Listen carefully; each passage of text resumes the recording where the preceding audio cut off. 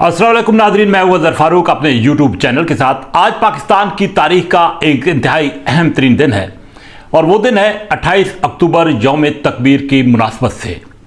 आज से 25 साल पहले पाकिस्तान ने एटमी धमाके किए। उस वक्त के वज़ीर आज़म नवाज शरीफ ने अमेरिका का दबाव कबूल करने से इनकार किया और पाकिस्तान 7वीं आलमी एटमी कुव्वत बना। इस पर बात करेंगे। पीटीआई के लिए मज़ीद क्या मुश्किलात बढ़ने जा रही हैं, उस हवाले से भी बात होगी। और आया हुकूमत और पीटीआई के दरमियान कोई मुज़ाकरात होने जा रहे हैं या नहीं। एक और जो ताज़ा तरीन अहम तरीन प्रेस कॉन्फ्रेंस रात को हुई राना सनाउल्लाह की, उसके बाद उस प्रेस कॉन्फ्रेंस का क्या रद्द-ए-अमल सामने आया और साबिक वज़ीर आज़म इमरान खान ने क्या खदशात ज़ाहिर किए। सबसे पहले पाकिस्तान के एटमी प्रोग्राम और पाकिस्तान के एटमी सलाहियत हासिल होने के 25 साल मुकम्मल होने पर आज इंतहाई अहम तरीन दिन मनाया गया और सिल्वर जुबली की तकरीब मनाई गई। साबिक वज़ीर आज़म नवाज शरीफ ने खिताब भी किया लाहौर में एक जलसे से। आज से 25 साल पहले साबिक वज़ीर आज़म नवाज शरीफ ने उस वक्त के अमेरिका के सदर बिल क्लिंटन की तरफ से $5 अरब की अदायगी के बावजूद, की पेशकश के बावजूद 6 एटमी धमाके किए और पाकिस्तान को 7वीं आलमी ताकत बनाया।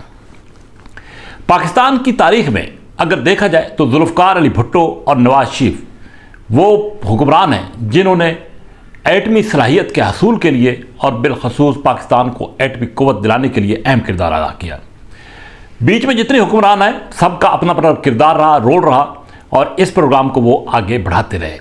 लेकिन जिस प्रोग्राम की इब्तिदा जुल्फ़िकार अली भुट्टो ने रखी, उसकी इंतहा जो है वो नवाज शरीफ ने की और 28 मई 1998 को एटमी धमाके किए। और पाकिस्तान ने साबित किया कि पाकिस्तान सलाहियतों से मालामाल मुल्क है और एक एटमी और जौहरी ताकत है। पाकिस्तान पर उस वक्त पाबंदियाँ लगी, लेकिन उस वक्त की सियासी क़यादत ने तदब्बुर का मुज़ाहरा किया और इन पाबंदियों का भरपूर मुकाबला किया और पाकिस्तान अपनी बालादस्ती कायम और बरकरार रखने में कामयाब हुआ। पाकिस्तान की सियासी तारीख में बिलाशुबा बेनज़ीर भुट्टो का अपना मकाम है, नवाज शरीफ का अपना मकाम है और जुल्फ़िकार अली भुट्टो का अपना मकाम है। नवाज शरीफ ने आज इस हवाले से अपने खिताब में अपने तीनों अदवार का जिक्र किया और उनका यही कहना था कि पाकिस्तान जब भी तरक्की की मनाजिल तय करता हुआ आगे बढ़ने लगता है तो उनकी हुकूमत को गिरा दिया जाता है, उनके खिलाफ साजिश की गई। साबिक वज़ीर आज़म ने आज अपने खिताब में कुछ अशिया का मवाजना किया, चीज़ों की कीमतों का मवाजना किया। 2017 की और आज की कीमतों का उन्होंने मवाजना किया। उनका ये कहना था कि उस वक्त पेट्रोल 65 रुपये लीटर था, रोटी 2 रुपये थी, आटा 35 रुपये था, चीनी 50 रुपये किलो थी और इसी अंदाज से डॉलर जो था वो 104 था। इसमें कोई शक नहीं कि वो एक अच्छा दौर था। लोड शेडिंग ख़त्म हो चुकी थी। बीच में जो हालात बने उसकी वजह से मामलात ख़राब हुए और आज के हालात जो है वो हर आदमी के सामने हैं। ये तसलसल जब टूटता है तो आम आदमी पर इसका असर पड़ता है। बहरहाल वो एक आज का दिन 28 मई का दिन पाकिस्तान की तारीख का एक अजीम दिन है और इसका क्रेडिट नवाज शरीफ को जाना चाहिए जिन्होंने दबाव के बावजूद उस वक्त एटमी धमाके किए। सियासतदानों को भी खिराज अकीदत, खिराज तहसीन जिन्होंने इस प्रोग्राम के लिए अपना तन मन धन लगाया। दूसरी तरफ इस वक्त पाकिस्तान के जो हालात हैं वो भी इंतहाई तशवीशनाक हैं। साबिक वज़ीर आज़म इमरान खान ने एक मरतबा फिर पीटीआई की तरफ से हुकूमत को दावत दी है कि मुज़ाकरात किए जाएं, लेकिन आज ख्वाजा साद रफ़ीक ने टोटली इनकार किया और कहा है कि पीटीआई के साथ अब कोई मुज़ाकरात नहीं हो सकते, बल्कि जो 9 मई के वाक़यात हुए हैं उनका अब हिसाब पीटीआई को देना पड़ेगा।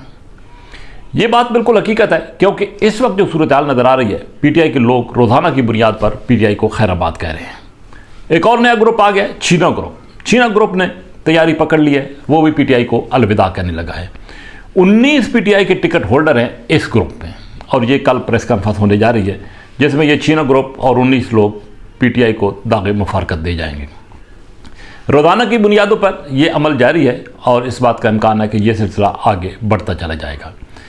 इमरान खान का अब ये मौक़िफ़ है कि फ़ौरन मुज़ाकरात शुरू किए जाएँ और वो कमेटी जो उन्होंने कायम की है उस कमेटी के हवाले से आज ख्वाजा आसिफ का कहना था कि कुछ और नाम दिए जाएँ क्योंकि ये लोग शायद पार्टी छोड़ जाएँ। इन लोगों पर दबाव पीटीआई के लोगों पर है, प्रेशर है। سیاسی لوگ ہیں، حلقوں کی طرف سے بھی پریشر ہے اور انتظامیہ کی طرف سے بھی۔ بہرحال دیکھنا یہ ہے کہ کس حد تک یہ پارٹی سروائیو کرتی ہے، لیکن حالات انتہائی گمبھیر ہوتے چلے جا رہے ہیں، سنگین ہوتے چلے جا رہے ہیں، اور نامعلوم حالات کس طرح اور کیا رخ اختیار کریں گے۔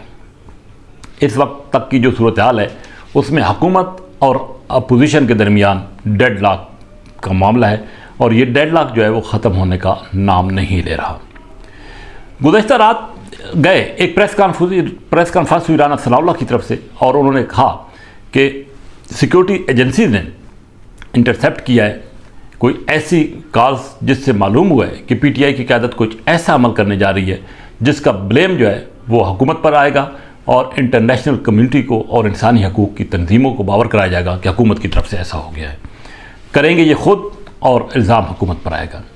اس کا جوابی توڑ جو ہے وہ پی ٹی آئی کی قیادت نے کیا ہے، اور عمران خان صاحب نے یہ کہا ہے کہ شاید حکومت کی طرف سے کچھ ایسے اقدامات اور انتظامیہ کی طرف سے سامنے آ رہے ہیں جن کے خدشات حکومت کو پہلے سے معلوم ہیں۔